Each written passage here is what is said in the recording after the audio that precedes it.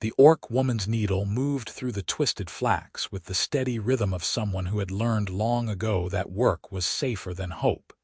And when Quentin Yarrow walked into her small workshop at the edge of the trading post that first morning after ice out, she did not look up, because men who bought fish nets rarely wanted to see the face of the woman who made them.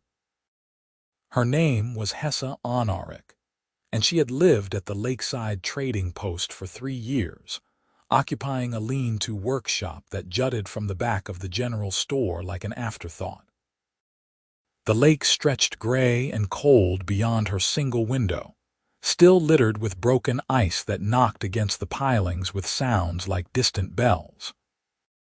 Spring came late this far north, arriving not with flowers but with mud and the smell of thawing earth and the return of the fishing boats that had wintered in the southern harbors. She heard his boots on the wooden planks outside, heard the door scrape open, felt the draft of cold air that carried the scent of pine smoke and lake water. She kept her eyes on her work. The net she was repairing had torn badly during the autumn storms, and old Merrick, who ran the store, had promised it to a captain by week's end. Her fingers, thick and green and strong, worked the hemp with a precision that would have surprised anyone who thought orcs were only good for swinging axes. "Morning," the man said, and his voice was warm in a way that made her pause despite herself. "Merrick said you might have a gill net ready. 20 fathoms, if you've got it." Hessa glanced up then, because courtesy demanded it and because something in his tone suggested he was actually talking to her rather than past her. He was human, of course, with the kind of weathered face that spoke of years on the water. Not young but not old either, perhaps 30 winters, with dark hair that curled at his collar and eyes the color of summer sky. He was smiling at her, which was unusual enough that she felt her tusks press against her lower lip as she frowned. "I have one," she said, keeping her voice flat. 40 silver. Fair price." He stepped closer to the workbench, his movements easy and confident. "You do good work. The net I bought last season held up through storms that tore apart everything my competitors were using. They were asking where I got it." Hessa set down her needle and stood, reaching for the finished net that hung from a peg on the far wall. She was tall for an orc woman, nearly matching his height, with the kind of build that came from years of hauling rope and stretching hemp. Her skin was the deep green of summer leaves, and her ears swept back in points that she kept mostly hidden beneath a wrapped scarf. The workshop smelled of tar and salt, and the dried fish oil she used to waterproof the cordage. "I will get it for you," she said, but when she turned he was already there beside the workbench, running his fingers over the net she had been repairing with an appreciation that seemed genuine. "Beautiful work," he said quietly. "The knots are so even. How long have you been doing this?" The question caught her off guard. People bought her nets because they were strong and cheap, not because they cared about the hands that made them. She retrieved the gill net and began folding it into a compact bundle, her movements practiced and efficient. "Since I was young," she said. "My mother taught me. Is she here too, at the post?" "No, she died winters ago. I am sorry." And he sounded like he meant it, which was even more unusual. He counted out the silver coins onto her workbench, the small discs clinking against the worn wood. "I am Quentin Yarrow. I buy fish from the boats and sell them to the settlements upriver. I will be coming through every week or so once the season starts in earnest. If you ever have nets that need selling, I can spread the word." Hessa handed him the bundled net and watched as he tested its weight, nodding with satisfaction. She could see the calluses on his palms, the burned scar along one forearm that marked him as someone who worked with his hands and did not shy from heat or pain. "Why would you do that?" she asked before she could stop herself. Quentin looked up at her and his smile was puzzled but kind. Because good craftsmanship should not go unnoticed. Because I believe in fair dealing. Take your pick. Because I am an orc, Hessa said flatly. Most humans do not help orcs. He tilted his head, studying her with those summer blue eyes. Then most humans are fools, he said simply. I will see you next week, Hessa Honorik. Thank you for the net. He left before she could form a response, the door swinging shut behind him and leaving her alone with the sound of melting ice and the smell of pine smoke lingering in the air. She stood there for a long moment, her hand still extended as though she were holding something that had suddenly vanished, before she finally returned to her workbench and picked up her needle. But her rhythm was broken now, and she had to unpick 3 knots before she could settle back into the steady movement that kept her thoughts quiet and her heart safely locked away. The weeks that followed brought the full rush of spring to the lake. The ice broke apart and drifted away in pieces that gleamed like scattered glass under the strengthening sun. The fishing boats returned in 1s and 2s, their holds empty and their crews eager, and the trading post woke from its winter drowsiness into the organized chaos of the busy season. Hessa worked from dawn until long after dark, repairing old nets and crafting new ones, her fingers moving through the hemp until they cramped and her shoulders ached with the good tiredness of honest labor. And every week, Quentin came to her workshop. Sometimes he bought nets. More often he came to place orders for the captains he worked with, or to ask her advice on repairs that could be done on the water, or simply to talk while she worked.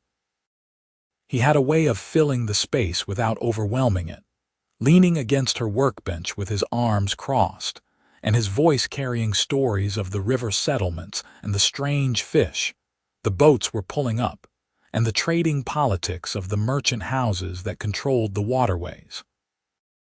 Hessa listened and worked, and slowly, so slowly she barely noticed it happening, she began to look forward to the sound of his boots on the planks outside. You ever think about leaving the post? Quentin asked one morning in late spring, watching as she measured out a length of rope for a trawl net. Setting up somewhere bigger, you could charge twice what you do here and people would still line up to buy. No, Hessa said. She marked the rope with a piece of chalk and began cutting. I like it here. It is quiet. Quiet is good, Quentin agreed. Though I imagine it gets lonely. Hessa paused, the knife still in her hand. Through the window she could see the lake stretching away toward the far shore, the water dark blue now and flecked with white caps where the wind touched it. A pair of gulls fought over something near the docks, their cries harsh and hungry. Lonely is safe, she said finally. No one here bothers me much. They buy my nets and leave me alone. That is all I need. Is it? She looked at him then, really looked, and saw that his expression was gentle but serious.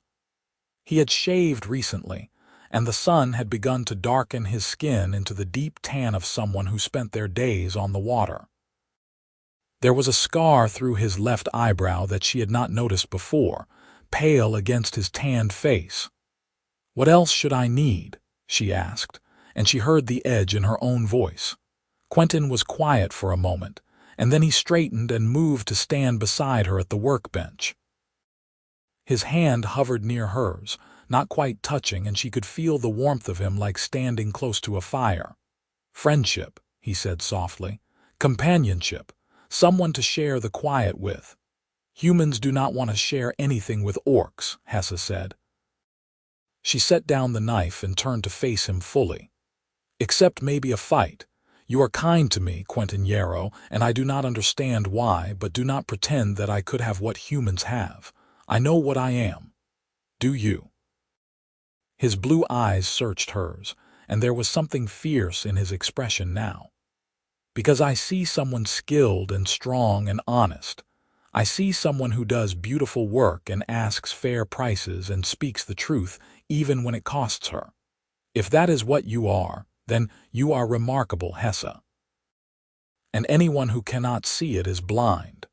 The word hung in the air between them, strange and weighted with something she could not name.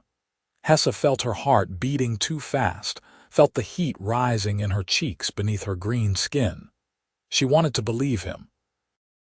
She wanted it so badly that it frightened her, because wanting things led to disappointment and disappointment led to pain, and she had promised herself years ago that she would not let anyone close enough to hurt her again.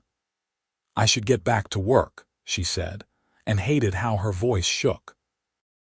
"The captain needs this net by tomorrow." Quentin stepped back, and she saw something flicker across his face that might have been hurt or might have been understanding. He nodded slowly. "Of course, I will get out of your way." He moved toward the door, then paused with his hand on the latch. "Hessa, I meant what I said. Every word." Then he was gone, and she was alone with her nets and her racing heart and the terrible, fragile thing that was trying to bloom in her chest despite all her efforts to keep it buried. Summer arrived with long, golden days and warm winds that smelled of wildflowers and sun-baked stone. The fishing was good, and the boats came in heavy with their catches, and Hessa found herself working longer hours to keep up with the demand for nets and repairs.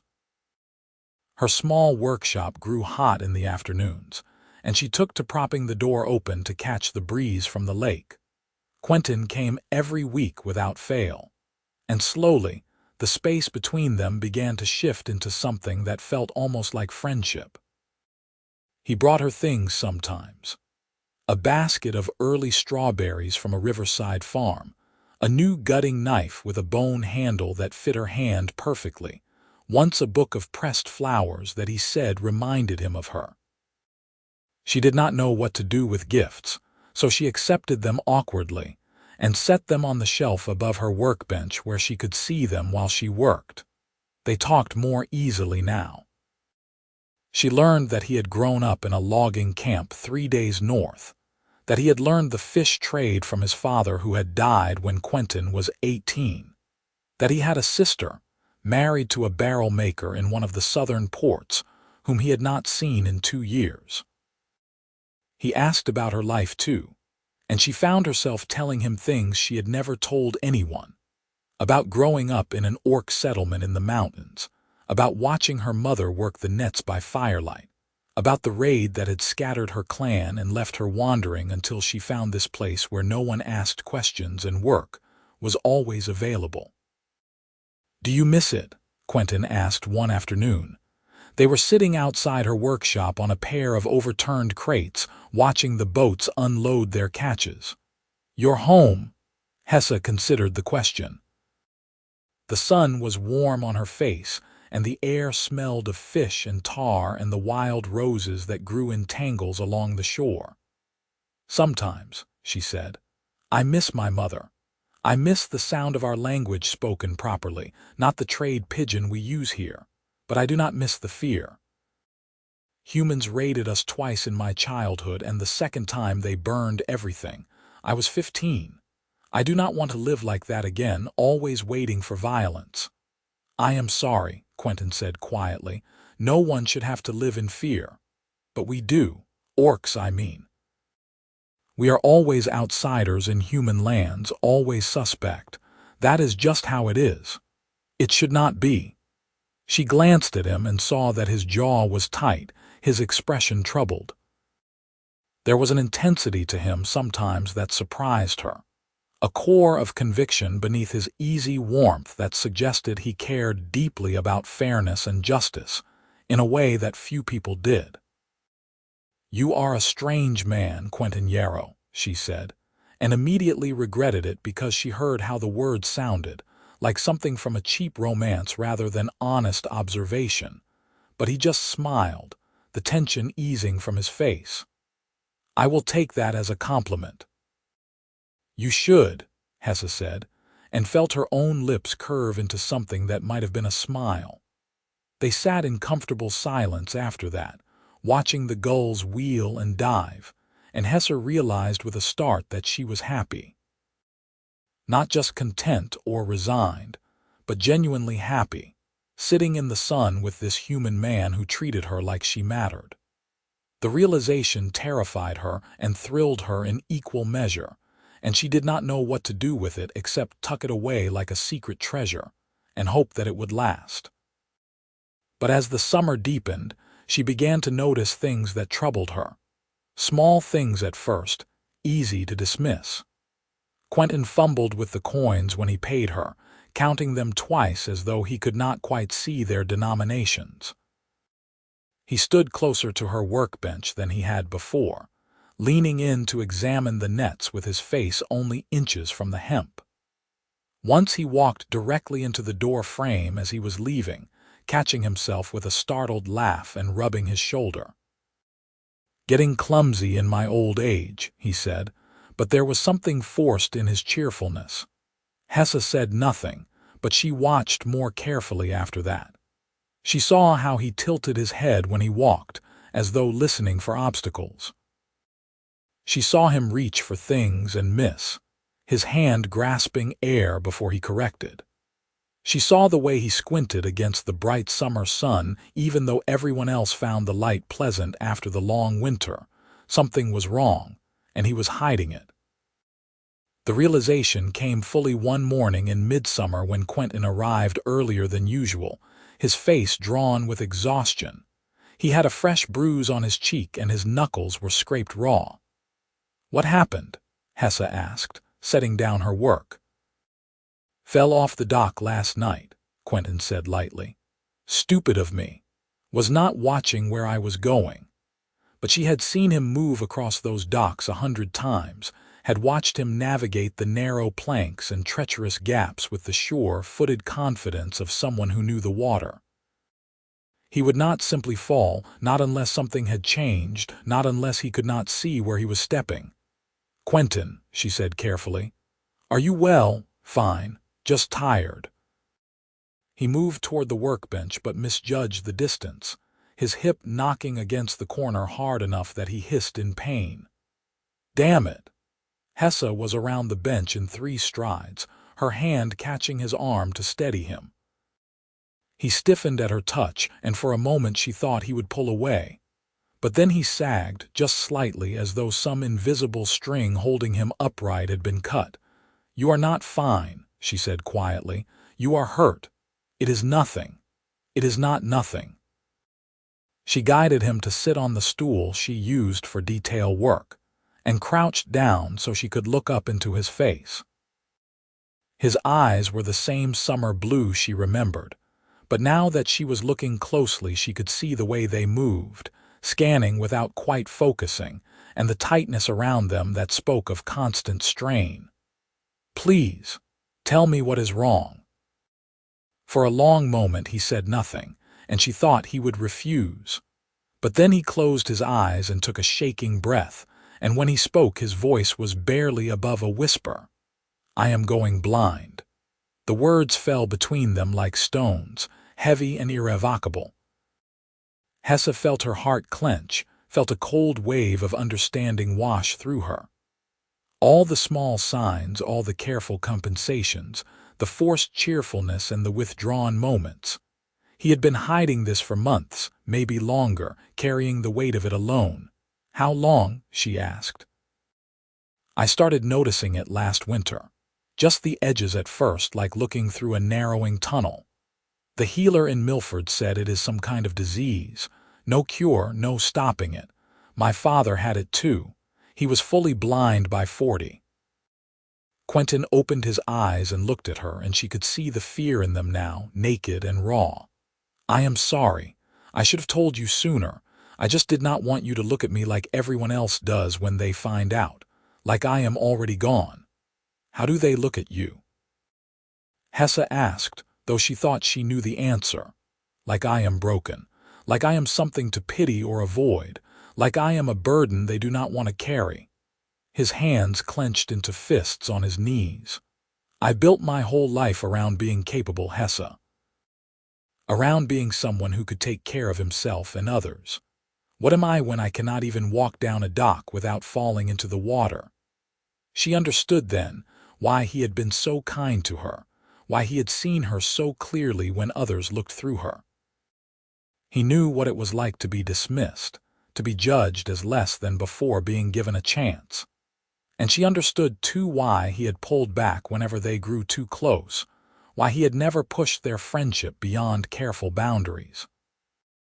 He was protecting her from the burden of loving someone who believed himself unlovable, just as she had been protecting herself. "You are still Quentin Yarrow," Hessa said firmly. She reached out and took his hands in hers, her green fingers wrapping around his scarred and calloused ones. "You are still kind and clever and strong. Your eyes do not define your worth any more than my green skin defines mine. That is different. How? You can still do everything you have always done. I am losing that. Every day I lose a little more. Soon I will not be able to work, to buy fish, to do anything useful. I will be dependent on others for everything." "So you will learn new ways," Hessa said. "You will adapt. That is what living things do." "I do not want to be a burden to anyone," Quentin said, and his voice broke on the words. "Especially not to you." The admission hung in the air between them, and Hessa felt her breath catch. "Especially not to you." Which meant he had thought about it, had imagined a future where she might be the one he leaned on, and had rejected it out of fear. Out of the same stupid, stubborn pride that had kept her from admitting that she wanted him in her life as more than just a weekly visitor. "Listen to me," she said, and was surprised by the fierceness in her own voice. "You once told me that anyone who could not see my worth was blind." "Do you remember?" Quentin nodded slowly. "Well, now I am telling you the same thing. You are not a burden. You are not broken.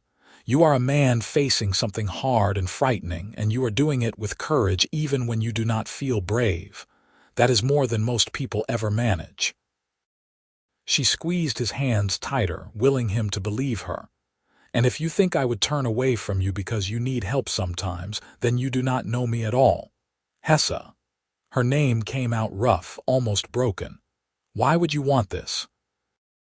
Why would you tie yourself to someone who can only give you less and less as time goes on?" "Because you are not less," she said simply. "You are just changing. We all change. That is life. And I would rather face whatever comes with you than face anything alone." She saw the moment her words reached him, saw the way his expression crumpled and then reformed into something that looked almost like hope. His hands turned in hers, gripping now instead of being held, and she could feel the tremor that ran through him. "I am so tired," he whispered. "I am so tired of being afraid." "I know," Hessa said softly. "I know what that is like."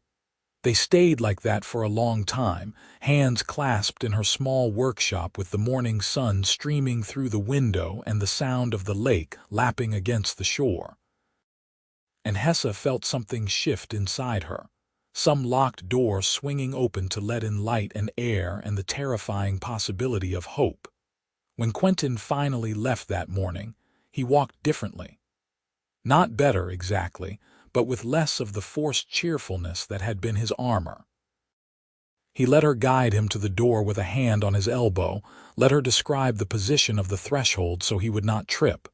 And when he thanked her, his voice was quiet but genuine, stripped of pretense. "Same time next week?" he asked. "Yes," Hessa said. "And Quentin, you can come by any time. Not just for business, if you want." He smiled then, a real smile that reached his eyes and made him look younger despite the exhaustion lining his face. "I want," he said simply, and then he was gone, moving carefully down the planks toward the docks. Hessa watched him go and felt her heart beating hard against her ribs. She had just done something monumentally foolish. She had let someone in, had offered him not just friendship but something deeper, something that could hurt her if it went wrong. Every instinct she had developed over years of keeping herself safe was screaming at her to take it back, to close the door again before it was too late. But she thought about the fear in his eyes and the way his hands had gripped hers, and she knew she could not, would not. He had been the first person to see her as more than just an orc, more than a maker of nets. He had offered her kindness without asking for anything in return, had spoken to her like she was someone worth knowing. Now it was her turn to do the same for him. The summer passed into early autumn, and the world began its slow transformation toward harvest and sleep. The leaves on the trees that clustered along the lakeshore turned gold and red, and the air took on the crisp edge that promised frost.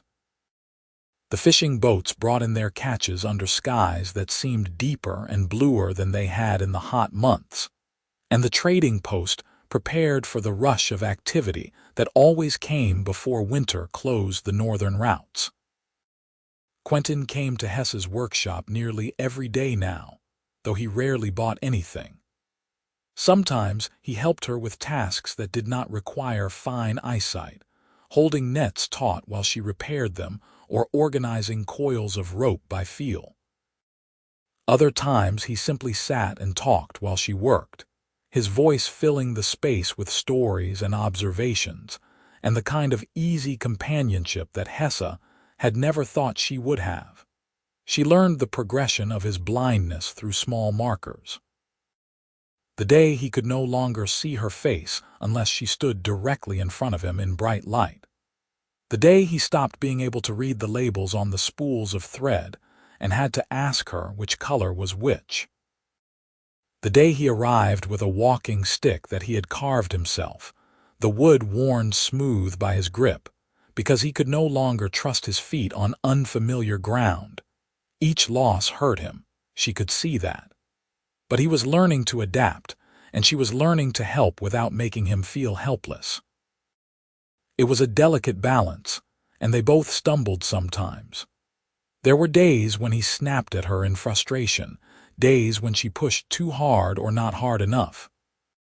But they were learning together, feeling their way through uncharted territory the way she had once learned to navigate the mountain paths in darkness.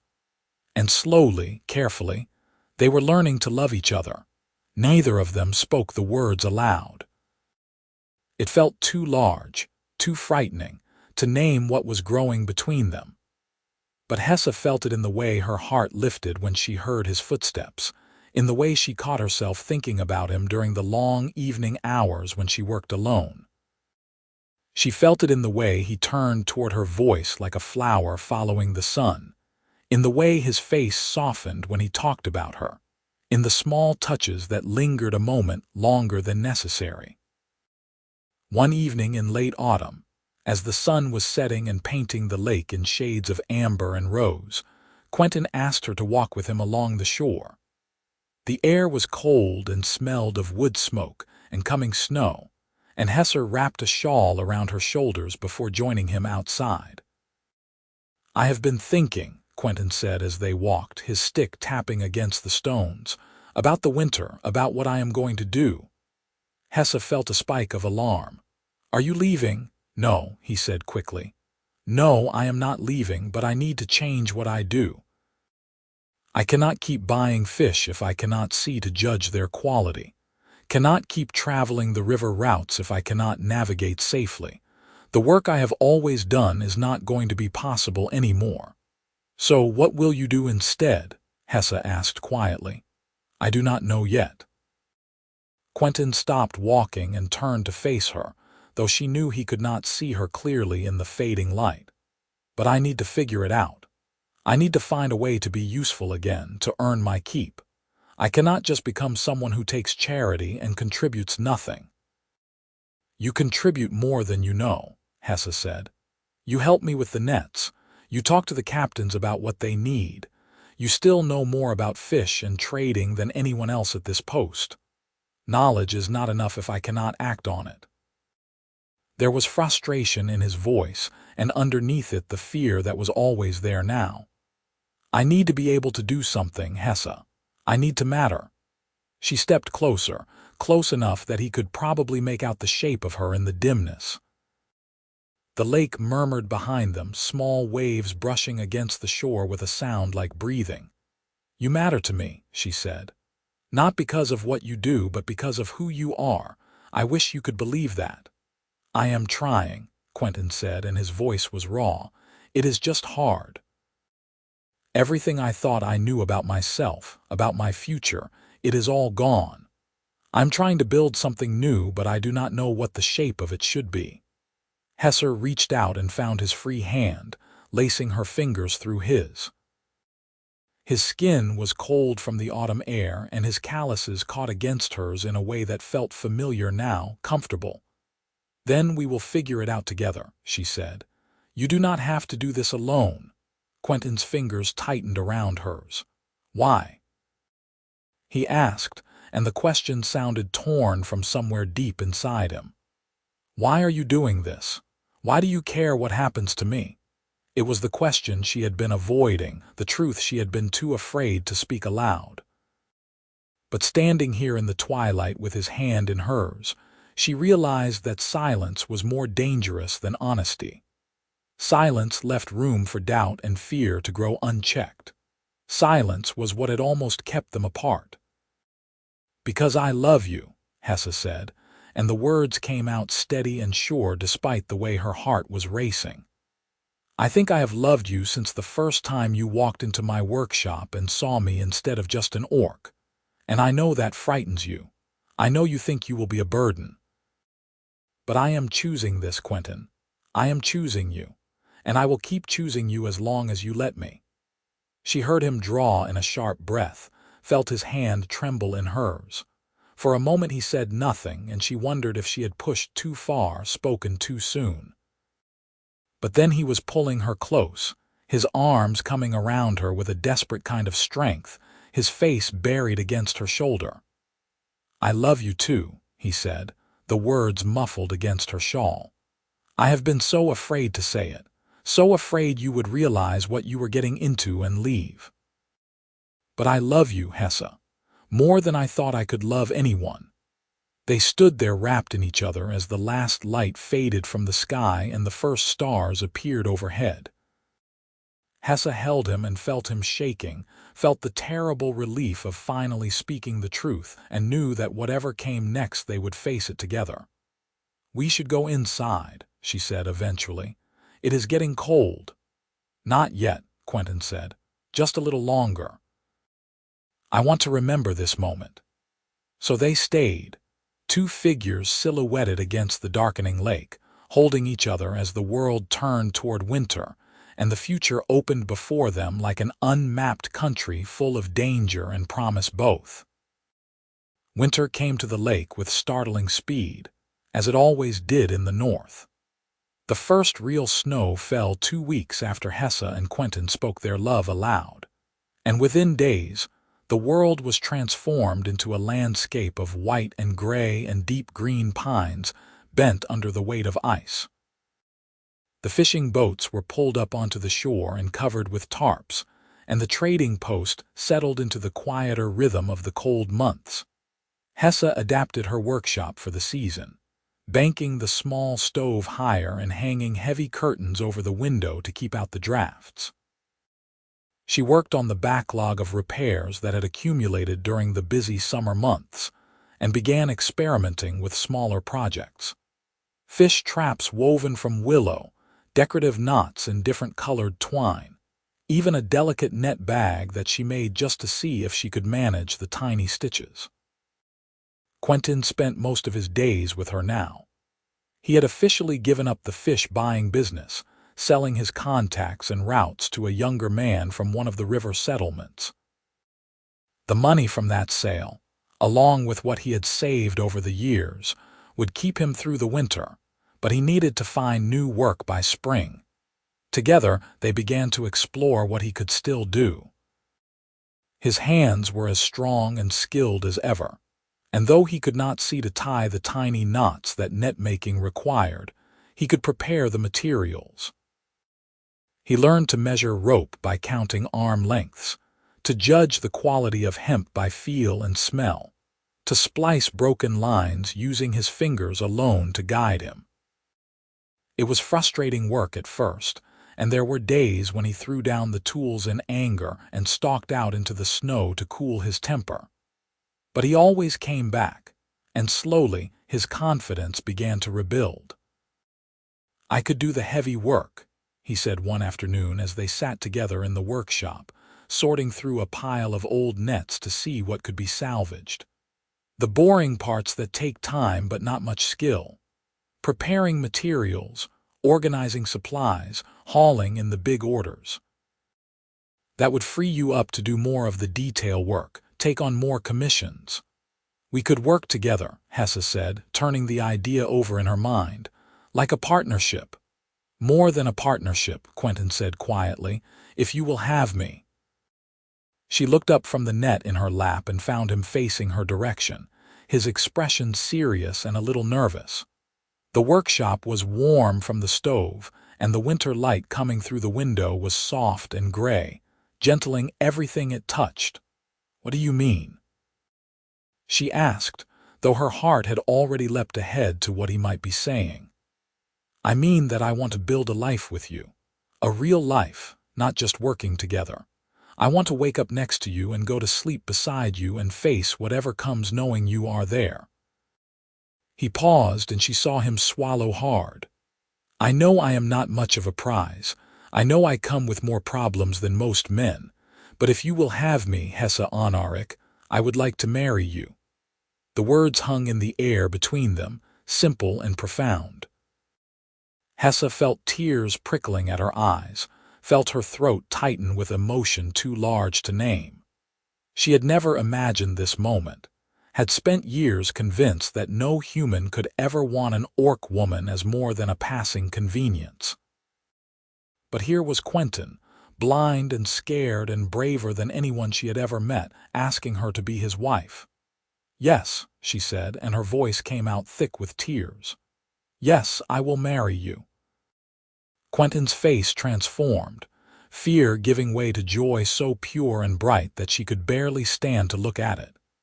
He reached for her, and she went to him, their embrace awkward because of the nets tangled around them but perfect nonetheless. She felt him shaking again, felt the dampness of his own tears against her neck, and held him tight while the snow fell soft and silent outside. "I cannot believe you said yes," he whispered. "I cannot believe you asked," Hessa whispered back. "I cannot believe any of this is real." "It is real," Quentin said fiercely. "You are real and I am real and this is happening. We are going to be married." They pulled apart just enough to look at each other, and even though Hessa knew he could barely see her face in the dim workshop, she felt seen in a way that went deeper than vision. He knew her, he loved her, and somehow, impossibly, she was going to be his wife. "When?" she asked. "As soon as you want, today if you would like."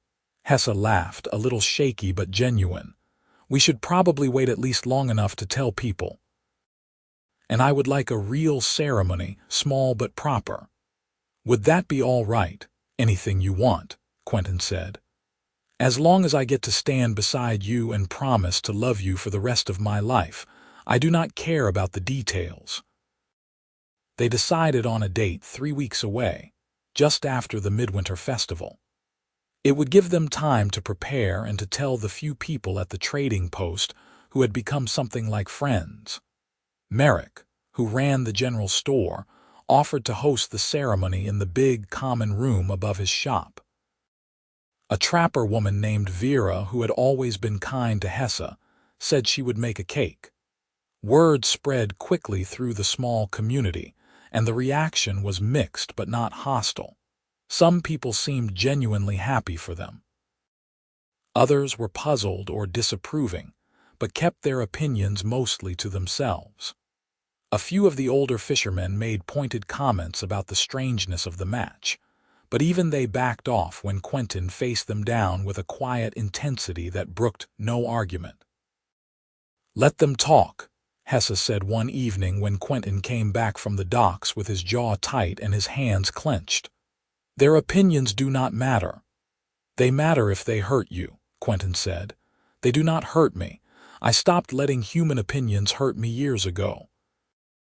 She took his hands and guided them to rest on her shoulders, then placed her own hands over his.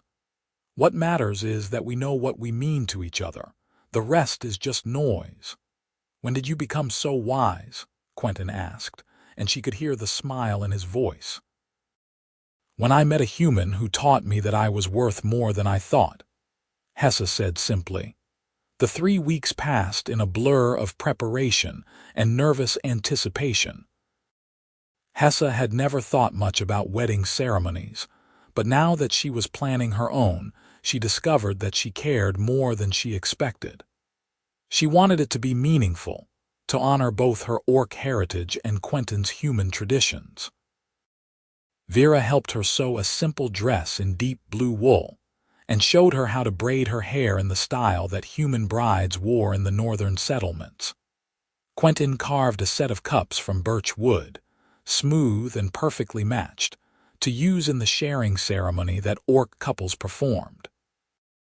Tell me what they look like, Quentin asked the night before the wedding, running his fingers over the carved surfaces.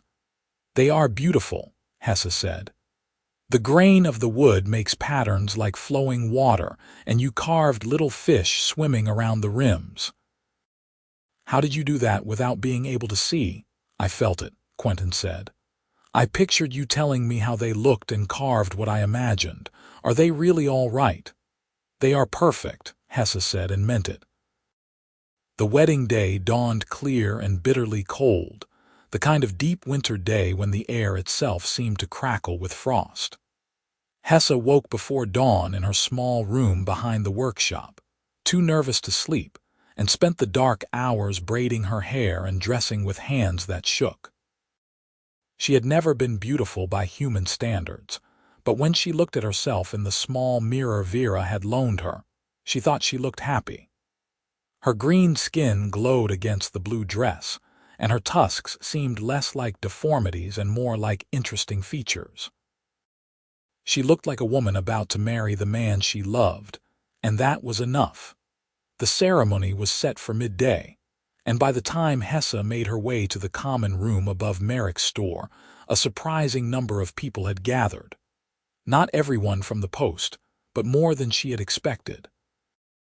Vera was there with her husband, and several of the younger fishermen with their wives and children. Merrick himself stood near the small hearth wearing his best vest, ready to officiate. And at the front of the room, standing straight and still in a clean shirt and dark trousers, was Quentin. He had shaved and combed his hair, and someone had tied a strip of green cloth around his left arm in what Hessa recognized as an orc tradition, a symbol that he was joining not just with her, but with her people. She felt her throat tighten at the gesture, at the care he had taken to honor her, even in this small way. Vera guided her forward, whispering encouragement, and then she was standing beside Quentin, and he was turning toward her with a smile that made her forget there was anyone else in the room. "You look beautiful," he said softly, though she knew he could only make out the shape of her. "How can you tell?" she whispered back. "Because you always do," he said simply. Merrick cleared his throat and began the ceremony, speaking the traditional words about partnership and commitment and the joining of two lives into one shared path. Hessa barely heard him. All her attention was focused on Quentin, on the way his hands found hers without hesitation, on the intensity in his face as he listened to the vows. When it was time for them to speak, Quentin went first. His voice was steady and clear, carrying across the room. "I, Quentin Yarrow, take you, Hessa Onaric, as my wife. I promise to love you in darkness and in light, to stand beside you through whatever comes, to honor your strength and your kindness and your courage. I promise to trust you when I am afraid, to lean on you when I must, and to hold you up when you need me. I choose you today and every day after, for as long as I live." Then it was Hessa's turn, and she spoke the words she had practiced in the quiet of her workshop, letting them carry all the love and hope and fierce determination she felt. "I, Hessa Onaric, take you, Quentin Yarrow, as my husband. I promise to love you when the world is easy and when it is hard, to be your eyes when you need them and your strength when you falter. I promise to build a life with you that honors both of us, to face the future without fear because you are beside me. I choose you today and every day after, for as long as I live." Merrick handed them the carved cups that Quentin had made, and Hessa poured water from a pitcher into each one, the clear liquid catching the light. In Orc tradition, this was the moment when two people acknowledged that they would sustain each other, that they would share resources and burdens alike. She handed one cup to Quentin, guiding it into his hands, and kept the other for herself. "Together," she said. "Together," Quentin echoed. They drank, and the water was cold and sweet, and when they lowered the cups the room erupted into applause and cheering. Merrick pronounced them married, and Quentin pulled Hessa close and kissed her, and she kissed him back with all the joy and relief and love that was singing through her veins. They were married. She was his wife and he was her husband, and somehow against all odds and expectations they had found each other and chosen each other and built something real. The celebration that followed was small but warm, with food and drink and music from a fiddle player who lived in one of the cabins up the shore.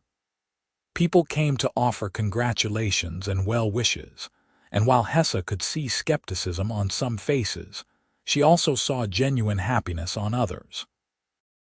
Vera hugged her tight and whispered that she had never seen two people so clearly meant for each other. Merrick shook Quentin's hand and told him he was a lucky man.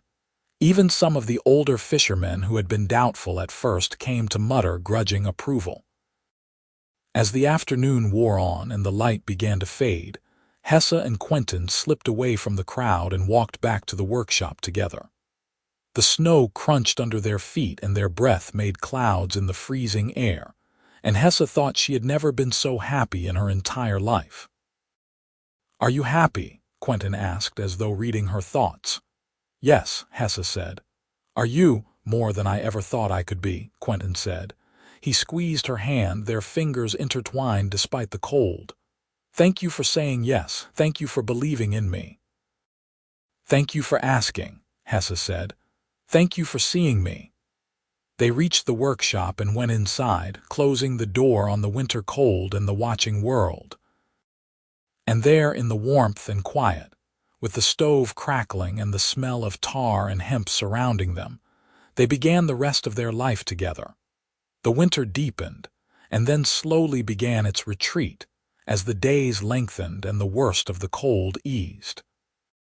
Hessa and Quentin settled into the rhythms of married life, learning each other's habits and preferences, navigating the small conflicts and adjustments that came with sharing space.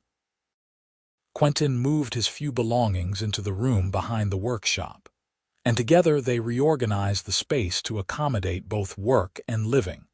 The partnership they had discussed became a reality. Quentin took over the heavy preparation work, measuring and cutting rope, sorting materials, maintaining the tools and equipment. He learned to move through the workshop with confidence, memorizing the layout so thoroughly that he rarely stumbled. Hessa focused on the detail work, the intricate knotting and weaving that required fine eyesight, and found that with Quentin handling the other tasks, she could take on more complex commissions. Word spread about the quality of their work, and by the time spring arrived, they had orders from settlements up and down the river. Captains who had once bought nets from other suppliers switched to them, drawn by the superior craftsmanship and the fair prices. The small workshop began to feel cramped, and they talked about building an addition come summer. But more than the business success, what mattered to Hessa was the life they were building together. The way Quentin would reach for her in the night and pull her close, murmuring her name in his sleep. The way they worked side by side during the day, their movements synchronized and easy. The conversations they had in the evening after work was done, talking about everything and nothing while the stove burned low. The laughter that came more easily now, the the small jokes and gentle teasing that spoke of deep familiarity. Quentin's vision continued to decline through the winter and into spring. By the time the ice broke on the lake and the first geese returned, he was functionally blind, able to see only vague shapes and light but nothing more. It was a hard transition, marked by moments of frustration and grief that he tried to hide but which Hessa saw anyway. She learned not to offer help unless he asked for it, learned to describe things in ways that let him build mental pictures, learned to be patient when he needed to move slowly or feel his way through tasks. "I hate this," he said one evening after dropping a tool for the third time and spending long minutes searching for it on the floor. "I hate being so useless." "You are not useless," Hessa said firmly. She was at the workbench mending a torn trawl net, her fingers moving through the familiar motions. "You prepared all the material for this net. You organized the orders that came in today. You are the reason we can take on as much work as we do." "But I cannot do the important parts anymore," Quentin said. His voice was rough with frustration. "I cannot make the nets, cannot judge quality, cannot deal with customers face to face, because I never know if I am talking to the right person. I am a shadow of what I was." Hessa set down her work and went to him, kneeling beside his stool and taking his hands. They were still strong and calloused, still capable, and she pressed them against her cheeks so he could feel her expression. "Listen to me," she said. "You are not a shadow. You are a whole person who has had to adapt to a difficult change, and you have done it with more grace and courage than most people could manage. I know it is hard. I know you miss what you have lost. But you are still here, still contributing, still the man I married. And I love you exactly as you are right now, not as you were or as you might wish you could be." Quentin's fingers traced her face, learning the curve of her cheekbones and the shape of her tusks, the point of her ears and the line of her jaw. She held still and let him map her, let his touch speak what words could not. "How did I get so lucky?" he asked finally. "We are both lucky," Hessa said. "We found each other when we both believed we would be alone. That is not luck. That is a gift." As spring turned toward summer, their life continued to unfold in ways both expected and surprising. They worked hard and the business thrived, and slowly the people of the trading post came to accept them as a permanent fixture. The skepticism faded, as it became clear that their marriage was not a temporary arrangement or a strange aberration, but a real partnership built on love and respect. One afternoon in late spring, Hessa was working on a particularly complex net design when she heard voices outside the workshop, one of them raised in anger.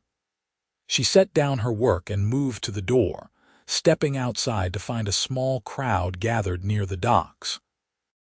At the center of the group was a young orc man, perhaps 17 or 18, with the kind of defiant fear in his eyes that she remembered from her own youth. He was being confronted by two of the older fishermen, their faces red with anger. "We do not want your kind here," one of them was shouting. "We have enough problems without orcs coming to steal work." "I am not stealing anything," the young orc said, his accent thick and his words halting. "I was just asking if anyone needed help. I can work hard." "We do not need orc labor," the other fisherman said. "Move along before we make you move." Hessa felt anger surge through her, hot and righteous. She strode forward, her footsteps loud on the planks, and placed herself between the young orc and the fishermen. "Leave him alone," she said coldly. "This does not concern you, Hessa," the first fisherman said, but he took a step back. She had earned a certain respect over the years, and most people at the post knew better than to push her too far. "It concerns me when you threaten someone for having the wrong color skin," Hessa said. "He has done nothing wrong. He is just looking for work. You have no right to drive him away." "He is an orc," the second fisherman said, as though that explained everything. So am I, Hessa said flatly. Are you going to drive me away too? The fishermen exchanged glances, clearly uncomfortable. Behind her, Hessa heard footsteps and knew without looking that Quentin had come out of the workshop, drawn by the commotion. There is no trouble here, Quentin said, his voice carrying that quiet authority that made people listen. The boy is looking for honest work. If you do not want to hire him, that is your choice, but you will not threaten him, not here. Since when do you speak for the whole post, Yarrow? The first fisherman demanded. Since I have been here longer than you and know more people than you and have earned the right to say when someone is being treated unfairly, Quentin said calmly. Now back off and let the boy pass. There was a tense moment when it could have gone either way, but then Merrick stepped out of the general store and added his voice to theirs. Quentin is right, Merrick said. We do not turn away people looking for honest work. If you have a problem with that, you are welcome to take your business elsewhere. The fishermen muttered and grumbled but finally moved off, disappearing toward the far end of the docks. Hessa turned to the young orc, who was staring at her and Quentin with a mixture of shock and hope. "What is your name?" she asked in the orc language, the first time she had spoken it aloud in years. "Thrak," the young man said, switching to the same language with obvious relief. "Thrak Gornik. I came down from the mountains looking for work. I did not mean to cause trouble."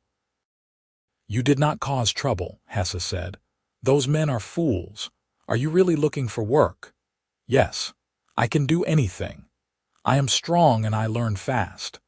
Hessa glanced at Quentin, who was standing with his head tilted, listening to the exchange even though he could not understand the words. She switched back to the common tongue. "Quentin, what would you think about hiring someone to help with the heavy work? Someone who could haul materials and do the lifting that is getting harder as we take on more orders." Quentin's face lit with understanding. "I think that is an excellent idea. If this young man is willing to work for fair wages and board, we could use the help." They worked out the details quickly. Thrak would live in the small shed attached to the workshop, would help with preparation work and deliveries, and would be paid a portion of the profits.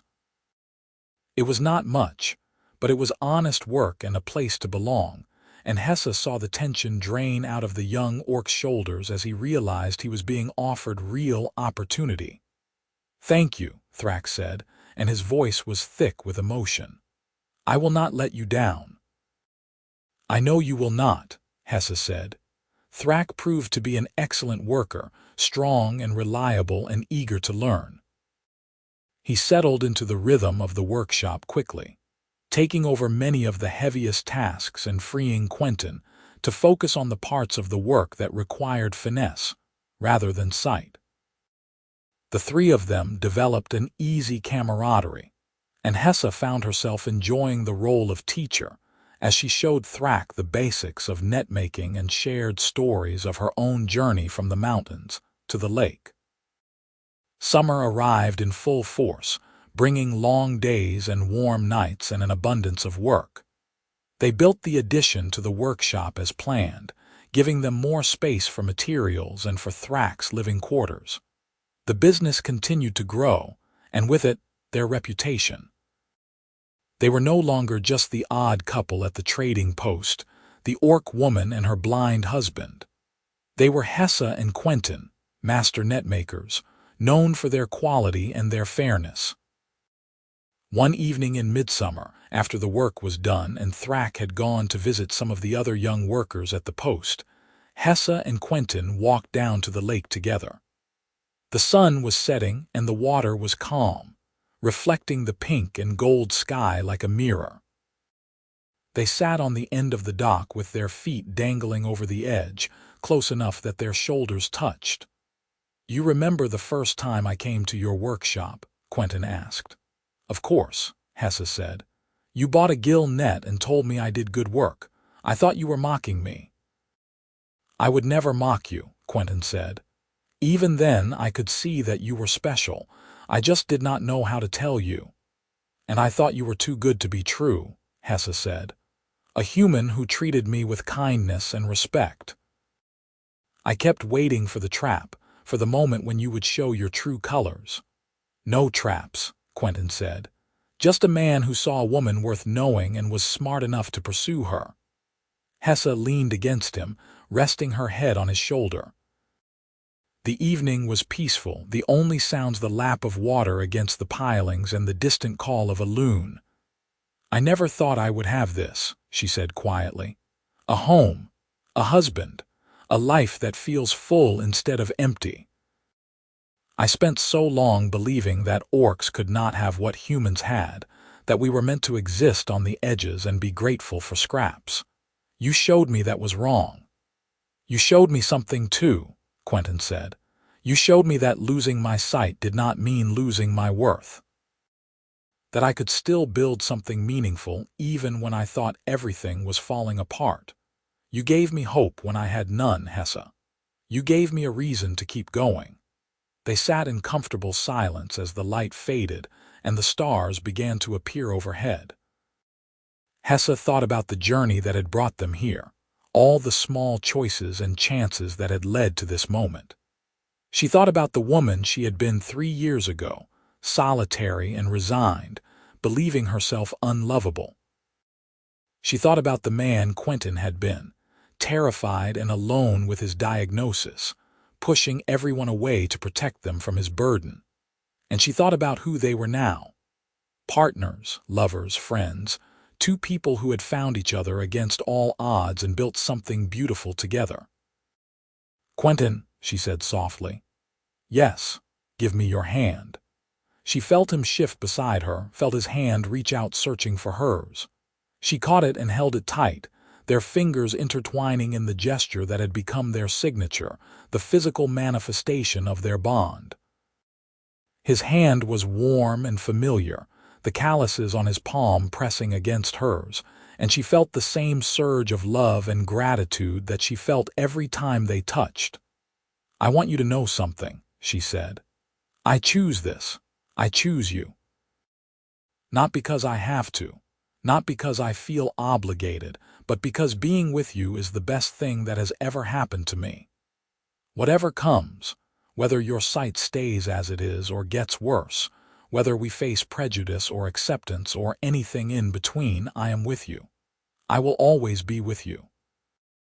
Quentin's grip tightened on her hand, and when he spoke his voice was rough with emotion. I know, he said, and I hope you know that I feel the same. You are my partner, my love, my home. I would not trade what we have for anything, not even my sight back. You are worth more than any vision could show me. They sat there holding hands as the night deepened around them, and Hessa felt a profound sense of peace settle over her. This was what she had been searching for all her life without knowing it. Not acceptance from the world at large, not the approval of humans who would always see her as other, but the love of one person who saw her completely and loved her anyway. Who let her see him completely and trusted her with his vulnerability. She had believed no human could love an orc woman. She had believed herself destined for solitude, for a life lived on the margins where she would work and survive, but never truly belong.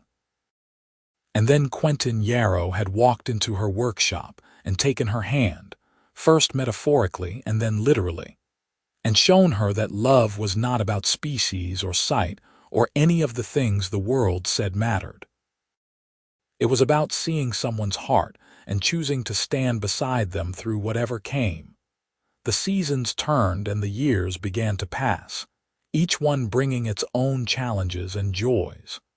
The workshop continued to thrive, becoming a cornerstone of the trading post's economy. Thrak stayed with them and learned the trade thoroughly, becoming skilled enough to take on commissions of his own. Eventually, he met a young orc woman who had come to the post seeking refuge, and they married in a ceremony that Hessa and Quentin hosted, paying forward the kindness that had been shown to them. More orcs began to arrive at the post, drawn by word that there was a place where they could find work and acceptance. Not all of them stayed, but enough did that the population began to shift, the trading post becoming known as a rare place where humans and orcs lived and worked alongside each other without violence. It was not always easy, and there were still incidents and tensions, but Hessa and Quentin's example showed that cooperation was possible. Quentin adapted to his blindness with a grace that Hessa admired deeply. He learned to navigate not just the workshop, but the entire post by sound and touch, became known for his ability to judge the quality of materials by feel alone, developed a reputation as someone who could settle disputes fairly, because he literally could not see who was involved, and therefore had no visual biases. He was happy, genuinely happy, in a way that she knew surprised him. The fear that had driven him to push people away had been replaced by confidence born of knowing that he was valued for who he was rather than what he could see. 5 years after their wedding, on a spring morning much like the one when they first met, Hessa stood in the expanded workshop sorting through a shipment of new hemp. The space was larger now, bright with windows, and organized with the efficiency that came from years of practice. Through the open door, she could hear the sounds of the post waking up. Voices calling greetings, the splash of water against pilings, the cry of gulls wheeling overhead. Quentin came in from outside carrying a bucket of water from the well, moving with the sureness of someone who had memorized every step and obstacle. He set the bucket down near the workbench and turned toward her, smiling. "Good morning," he said. "Good morning," Hessa replied. She crossed the workshop and wrapped her arms around him, holding him close for a long moment. He smelled of the soap he had used to wash, of the sun-warmed cloth of his shirt, of the particular scent that was uniquely him and that she would recognize anywhere. What was that for? Quentin asked, though he was smiling as he held her. "No reason," Hessa said. "I am just happy." "Me too," Quentin said. He found her face with his hands, tracing the familiar contours, and leaned in to kiss her softly. "Me too." They stood there in the morning light, two people who had found each other when they both believed they would be alone, who had built a life together against the expectations of the world, who had learned that love was not about perfection, but about choosing each other every single day. Outside the workshop, the lake sparkled in the sunlight and the trading post hummed with activity. Inside, Hessa and Quentin held each other and were content, knowing that whatever challenges the future brought, they would face them together.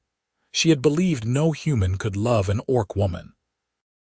He had believed that his blindness made him unworthy of love. They had both been wrong, and they had both been saved by having the courage to reach for each other's hands when every instinct told them to protect themselves instead. And now, years later, they stood as proof that love could cross any divide, that strength came in many forms, and that the most important thing anyone could do was to see the person in front of them not as the world defined them, but as they truly were, whole and worthy and deserving of every good thing. The story of how they came together, how they learned to trust and love and build a life side by side, became one that was told throughout the region. Not as a tale of grand romance or dramatic rescue, but as something quieter and more profound. A story of two people who looked past what they were supposed to see and recognized in each other something essential and true. And in the years that followed, other unlikely couples found courage in their example. Other orcs and humans who had believed such unions impossible began to take the risk, to reach across the divide, to discover that love was stronger than prejudice, and that kindness was more powerful than fear. But that is another story, or many stories, branching out like the nets Hessa wove from simple strands of hemp, each thread connecting to others until a strong and beautiful whole emerged. This story, Hessa and Quentin's story, ends where it began, in a workshop beside a lake with two people working side by side in comfortable companionship, their hands moving through familiar tasks, their hearts settled and at peace. The nets they made together went out into the world and caught fish that fed families.